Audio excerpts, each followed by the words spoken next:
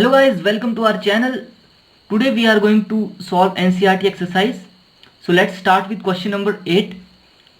An antifreeze solution is prepared from 222.6 gram of ethylene glycol and 200 gram of water. Calculate the molality of the solution. If the density of the solution is 1.072 gram per milliliter, then what shall be the molarity of the solution? सो इस question को solve करने के लिए हमें सबसे पहले molality calculate करनी होगी। सो चलिए हम मोलैलिटी को फाइंड करते हैं सबसे पहले। सो राइट डाउन मोलैलिटी का फॉर्मूला लिखे सबसे पहले, that is molality is equal to moles of a solute which is ethylene glycol divided by mass of the solvent which is 200 gram of water. So अब हमें mass तो given है, that is 200 gram which is a solvent, लेकिन अब हमें moles calculate करने होंगे किसके? इथाइलिन ग्लाइकोल के। सो मोल्स कैसे कैलकुलेट करेंगे? मोल्स का फॉर्मूला होता है given mass divided by molar mass. So given mass हमारे पास इथाइलिन ग्लाइकोल का विच इज अ सॉल्यूट C2H6O2, इसका जो गिवन मास है हमारे पास वो कितना है? दैट इज 222.6 ग्राम। और जो इसका मोलर मास होता है वो कितना होता है? दैट इज 62 ग्राम। तो ये हमारे पास क्या आ गया? ये हमारे पास आ गया moles of a solute. Now divided by mass of a solvent. तो मास कितना है हमारे पास सॉल्वेंट का? दैट इज 200 ग्राम इंटू 1000 भी कर लेंगे, बिकॉज हमारे पास जो सॉल्वेंट का मास है वो ग्राम में है। So into 1000। सो यहाँ से जो मोलैलिटी हमारे पास कैलकुलेट करके आएगी वो कितनी आएगी? जब आप इसको सॉल्व करेंगे तो आपके पास वैल्यू आएगी that is 70.95 molality. So this is the answer how to find the molality. Simple था, आपको मोल्स निकालने थे। गिवन मास आपको गिवन था, मोलर मास इसका 62 होता है और मास ऑफ सॉल्वेंट भी गिवन था। इंटू 1000 इसलिए करा क्योंकि हमारे पास मास ऑफ सॉल्वेंट जो था वो ग्राम में था। So this is the molality. Now we are going to calculate molarity. Now अब हमें कैलकुलेट करनी है मोलैरिटी। सो सबसे पहले हम मोलैरिटी का फॉर्मूला यूज करेंगे। So molarity is equal to number of moles of a solute which is ethylene glycol divided by volume of a solution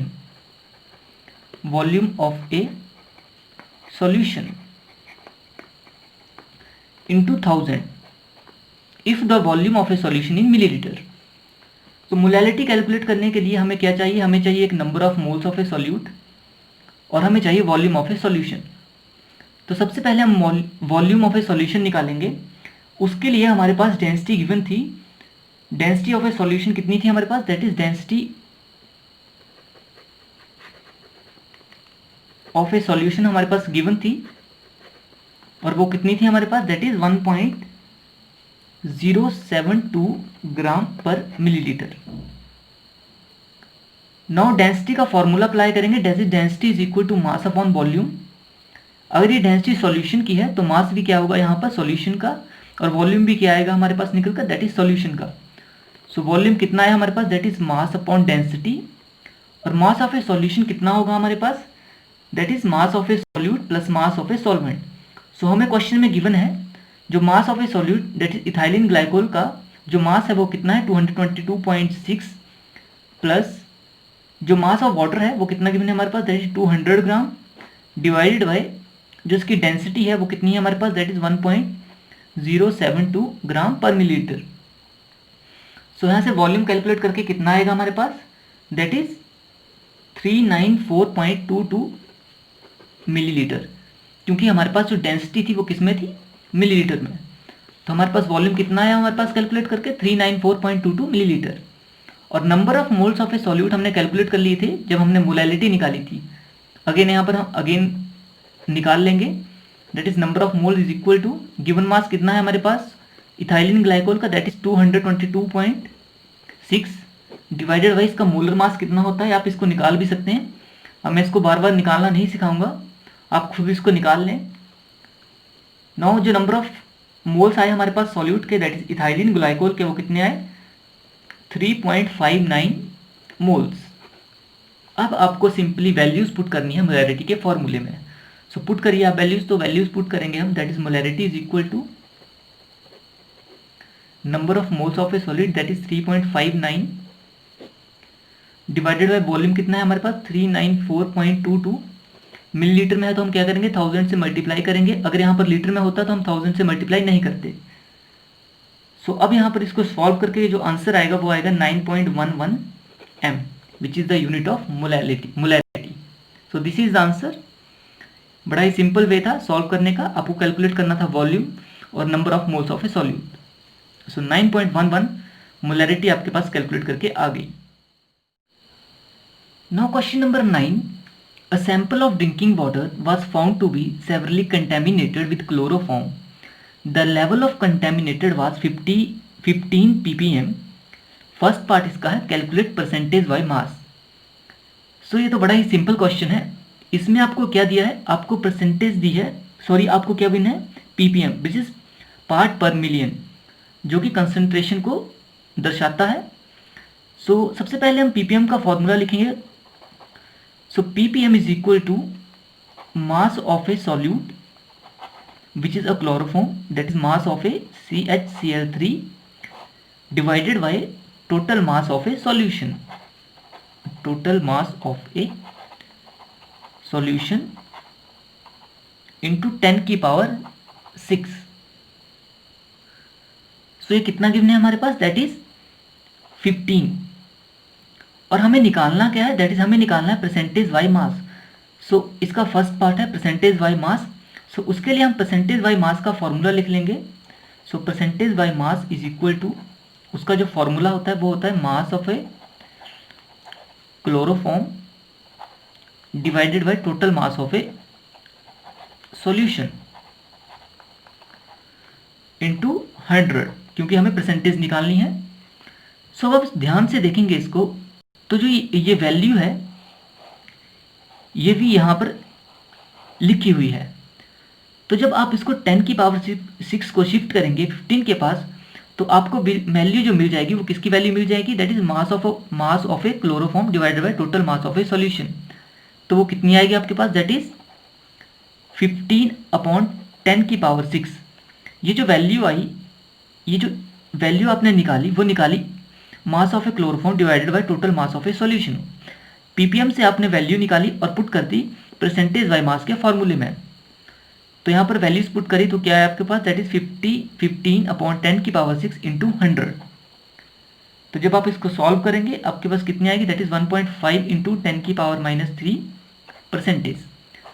सो इतने परसेंटेज बाय मास आपके पास निकल कर आया थ्रू 15 ppm। नाउ इसका सेकेंड पार्ट है molality. तो जब भी आपको कोई क्वेश्चन करना हो तो आपको क्या लिखना है, सबसे पहले उसका फॉर्मूला। तो मोलैलिटी इज इक्वल टू, इसका फॉर्मूला लिखेंगे तो क्या आएगा, that is moles of a solute, और सॉल्यूट क्या है यहाँ पर, that is chloroform divided by mass of a solvent, और सॉल्वेंट क्या है यहाँ पर, दैट इज वाटर, इंटू 1000 क्यों मल्टीप्लाई करा हमने, क्योंकि यहाँ पर वाटर जो है वो ग्राम में होगा, विच इज सॉल्वेंट जो है वो आपके पास ग्राम में होगा।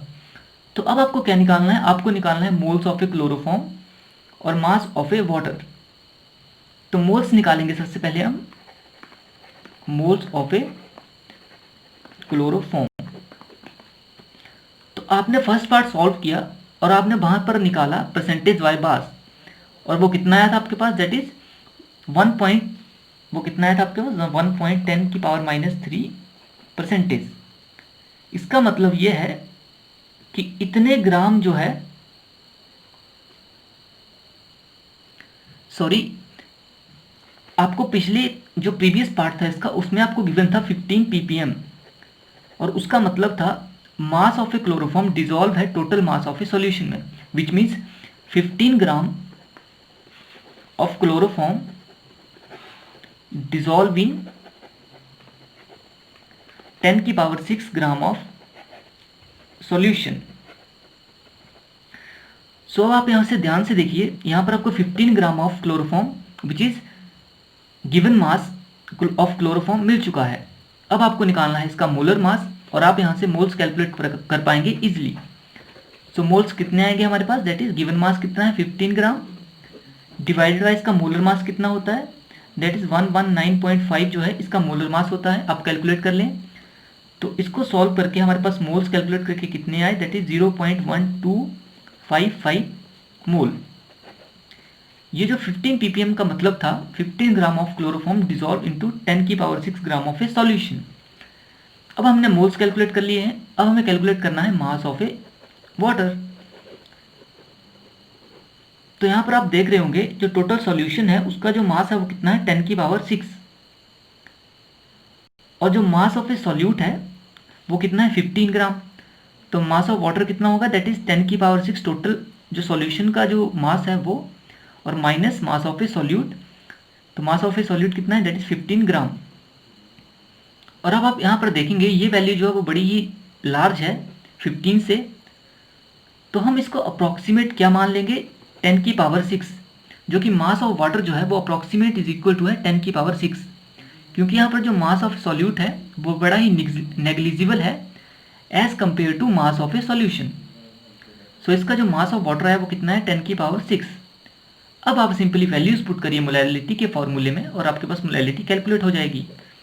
सो पुट करेंगे, तो यहाँ पर पुट करेंगे हम मोल्स ऑफ ए क्लोरोफॉर्म कितने आए थे, that is 0.1255 mole divided by mass of water कितना है हमारे पास कैलकुलेट करके, दैट इज 10⁶ इंटू, अब यहाँ पर आप देखेंगे मास ऑफ वाटर जो है वो ग्राम में है तो इंटू 1000 करना पड़ेगा हमें। सो इसको सॉल्व करके आपके पास वैल्यू आएगी that is 1.255 into 10⁻⁴ m। So this is answer of molality. Now question number 13, a partial pressure of ethane over a solution containing 6.56 into 10⁻³ gram of ethane is 1 bar. If the solution contain 5 into 10⁻² gram of ethane, then what shall be the partial pressure of the gas? So जब भी आपको mass given हो और आपको पास partial pressure given हो तो आप क्या करेंगे, आप हेनरी लॉ लगाएंगे। So according to Henry law क्या होता है, so according to Henry's law the mass is directly proportional to partial pressure. तो हम डायरेक्टली प्रोपोर्शनल को हटा लेंगे तो हमारे पास क्या आएगा, प्रोपोर्शनैलिटी कांस्टेंट आएगा। तो यहाँ पर m जो है वो है मास और p जो है यहाँ पर पार्शियल प्रेशर है। नो अब हम क्वेश्चन की तरफ देखेंगे। सो हमें इथेन का मास गिवन है दैट इज मास, और उसका पार्शियल प्रेशर भी गिवन है, और हमें बताया गया है अगर इतने ग्राम ऑफ इथेन होगा तो उसमें पार्शियल प्रेशर कैलकुलेट करिए। तो हम इसको लेट वी इक्वेशन 1। सो मान लीजिए फर्स्ट के लिए हम लिख लेंगे m1 k p1 for the first equation.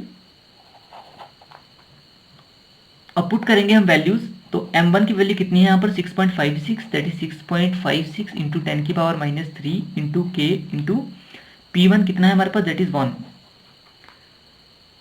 Now similarly हम इसके लिए इक्वेशन बनाएंगे हेनरीज लॉ के अकॉर्डिंग। तो हमारे पास मास कितना है, that is 5 into 10⁻² is equal to k into, और इसका पार्शियल प्रेशर हमें कैलकुलेट करना है तो लेट वी p, हम p मान लेते हैं इसका पार्शियल प्रेशर, और इसको हम इक्वेशन दे देते हैं थर्ड। तो जब आप डिवाइड कर देंगे इक्वेशन सेकंड को विद इक्वेशन थर्ड, तो आप डिवाइड करिए इसको, that is 6.656 into 10⁻³ is equal to k, क्योंकि यहाँ पर 1 ही है, divided by left hand side के डिवाइड होगी और राइट हैंड साइड के डिवाइड होगी। तो 5 इंटू 10⁻² और यहाँ पर आएगा k इंटू पी, कॉन्स्टेंट से कॉन्स्टेंट कट हो जाएगा और p की वैल्यू यहाँ से सॉल्व करके कितनी आएगी, that is 5 into 10⁻² upon 6.56 into 10⁻³। So partial pressure कितना है हमारे पास कैलकुलेट करके, दैट इज 7.62 बार। सो बड़ा ही सिंपल क्वेश्चन था, इसमें हेनरीज लॉ लगाना था, इक्वेशंस बनानी थी। आपस में डिवाइड करना था और पार्शियल प्रेशर कैलकुलेट करना था। So this is the answer. Now question number 15, an aqueous solution of 2% non-volatile solute exert a pressure of 1.004 bar at the normal boiling point of the solvent. What is the molar mass of a solute? सो इस question को solve करने के लिए आपको Reynolds law पता होना चाहिए। तो रेनॉल्ड्स लॉ के अकॉर्डिंग जो मोल फ्रैक्शन होता है सॉल्यूट का वो बराबर होता है vapour pressure of the pure solvent minus vapour pressure of the solution divided by vapour pressure of the pure solvent. जो कि यहाँ पर सॉल्यूशन जो एक्वस है, विच मीन यहाँ पर सॉल्वेंट जो है वो कौन सा है, दैट इज वाटर। यहाँ पर सॉल्वेंट कौन सा है, वाटर। और WV का मतलब है weight of A given weight of a solvent और MB का मतलब है molar mass of a solvent और MA का मतलब है molar mass of A sorry B का मतलब है सॉल्यूट और A का मतलब है सॉल्वेंट। तो WV का मतलब है वेट ऑफ ए सॉल्यूट और MB का मतलब है molar mass of a solute. So हमें MV कैलकुलेट करना है। तो चलिए हम इसको कैलकुलेट करते हैं। तो हमें जो प्रेशर है वो सॉल्यूशन का वो कितना है 1.004। सो 1.004 और जो वेपर प्रेशर होता है प्योर सॉल्वेंट का, आप इसको लर्न कर लें, वो होता है 1.013 for a pure water. So put करें आप वैल्यूज यहाँ पर और अब हमें वैल्यूज पुट करनी होगी किसकी, WV और MA और WA की, तभी हम कैलकुलेट कर पाएंगे molar mass of a solute. So अब आपको गिवन क्या है 2% non volatile solute, which means 2% का मतलब क्या है यहाँ पर, that is 2 gram of a solute जो है वो डिजोल्व है 100 ग्राम ऑफ ए सॉल्यूशन। तो हमें सॉल्यूट का वेट गिवन है दैट इज 2 ग्राम। तो यहाँ पर पुट कर देंगे हम WV में, यहाँ पर पुट कर देंगे हम 2 ग्राम और WA यहाँ से हम कैलकुलेट कर लेंगे। टोटल वेट ऑफ सॉल्यूशन कितना है 100 ग्राम माइनस 2 ग्राम सॉल्यूट का हम रिमूव करेंगे तो कितना आएगा हमारे पास सॉल्वेंट के लिए, दैट इज 98 ग्राम। तो ये हमारे पास गिवन मास आ गया सॉल्वेंट का, दैट इज 98 ग्राम। और MA molar mass of a solute, तो molar mass of a solute कितना है हमारे पास, that is water sorry solvent, that is कितना है हमारे पास MA फॉर ए सॉल्वेंट, वो कितना है हमारे पास 18। सो पुट करेंगे हम वैल्यूज, WV की वैल्यू कितनी है हमारे पास, that is given weight of a solute 2 into molar mass of a solvent that is 18 divided by given weight of a solute sorry solvent, वो है हमारे पास 98 into M of V which is a molar mass of a solute. So जब आप इसको reshuffle करेंगे तो यहाँ से MB की वैल्यू कितनी आएगी आपके पास, आप इसको खुद सॉल्व कर लें, यहाँ पर रीशफल करना होगा आपके पास। तो MB की वैल्यू जो यहाँ से आएगी आपके पास वो आएगी 41.35 ग्राम पर mole. So this is the answer of molar mass of a solute. Now in question number 16, heptane and octane from the ideal solution at 373 Kelvin, the vapor pressure of the two liquid components are 105.2 kilopascal and 46.8 kilopascal respectively. What will be the vapor pressure of the mixture of 26 gram of a heptane and 35 gram of a octane? So इस question में आपको निकालना है vapour pressure of a mixture. So let हम vapour pressure को हम designate करते हैं सॉल्यूशन के और मिक्सचर के वो P, और इंडिविजुअल का हम डेजिग्नेट कर देंगे हेप्टेन के लिए P ऑफ A और ऑक्टेन के लिए डेजिग्नेट करेंगे P ऑफ B। ये रेनॉल्ड्स लॉ के अकॉर्डिंग भी हम सॉल्व कर सकते हैं। सो अब हमें P of A according to Reynolds law, जो P of A which is a heptane और a solute and let P of B is a solvent. So according to Reynolds law PA is equal to PA naught up into XA. So it is the product of the pure pressure of a pure solute or a pure heptane into mole fraction. Similarly, P of B is equal to product of the vapor pressure of the pure solvent which is octane into mole fraction of octane. So put करेंगे हम total pressure में, तो क्या आएगा हमारे पास, that is P of A naught x A plus P of B naught x B. So this is the equation for the total pressure और total vapour pressure. So अब हमें इसके वेपर प्रेशर जो है प्योर फॉर्म में वो हमें given है, दैट इज 105.2 एंड 46.8। और हमें निकालना क्या है टोटल प्रेशर के लिए, वो हमें निकालना है mole fractions of A and B which is heptane and octane के हमें मोल फ्रैक्शन निकालने हैं। तो मोल फ्रैक्शन का क्या फॉर्मूला होता है, that is mole fraction of A is equal to number of moles of A divided by number of moles of A plus number of moles of B। Similarly x of B क्या आएगा हमारे पास, that is number of moles of B upon number of moles of A plus number of moles of B। So let's calculate the number of moles of heptane, that is Na. So Na कितना आएगा हमारे पास, हमें given जो इसका जो मोल है इसका formula क्या होता है, that is given mass divided by molar mass. तो गिवन मास हमारे पास हेप्टेन का कितना है, दैट इज 26 ग्राम, और हेप्टेन का मोलर मास आप कैलकुलेट कर ले, वो आएगा 100 ग्राम। तो कितना है हमारे पास, that is 0.26। Similarly N of B which is octane, octane का गिवन मास कितना है हमारे पास 35 ग्राम, और मोलर मास हमारे पास है 114। ये आप कैलकुलेट कर लें, और इसकी वैल्यू जो आएगी N ऑफ B की वो कितनी आएगी, दैट इज 0.31। अब आपको पुट करनी है N of A and N of B की वैल्यू XA में और XB में। आपके पास XA और XB कैलकुलेट हो जाएगा, और पुट करेंगे हम पार्शियल इक्वेशन में, और हमारे पास टोटल प्रेशर कैलकुलेट हो जाएगा। तो चलिए अब हम पुट करते हैं। सो XA हमारे पास कितना आएगा, that is 0.26, that is Na divided by 0.26 Na plus NB कितना है हमारे पास, दैट इज 0.31। सो इसकी वैल्यू आई हमारे पास, दैट इज 0.0456। सो XA हमारे पास कितना आया, दैट इज 0.456। सिमिलरली आप पुट करें x ऑफ B में, तो x ऑफ B कितना आएगा हमारे पास, वो आएगा हमारे पास 0.544। नाउ अब हम पुट करेंगे इसकी इक्वेशन कहाँ पर, टोटल पार्शियल प्रेशर में और टोटल वेपर प्रेशर में। अब आप सिंपली वैल्यूज पुट कर दें। सो टोटल प्रेशर कितना आएगा आपके पास, P नॉट A की वैल्यू कितनी है 105.2, that is 105.2 into x of A कितना है, that is 0.456, that is 0.456 plus P not B कितना है वो हमें गिवन है, दैट इज 46.8 इंटू, और हमें इसका जो मोल फ्रैक्शन है वो B का कितना है, दैट इज 0.544। सो जो टोटल प्रेशर हमारे पास कैलकुलेट करके आएगा वो आएगा हमारे पास 0.7343 बार। So this is the total pressure of the mixture of heptane and octane.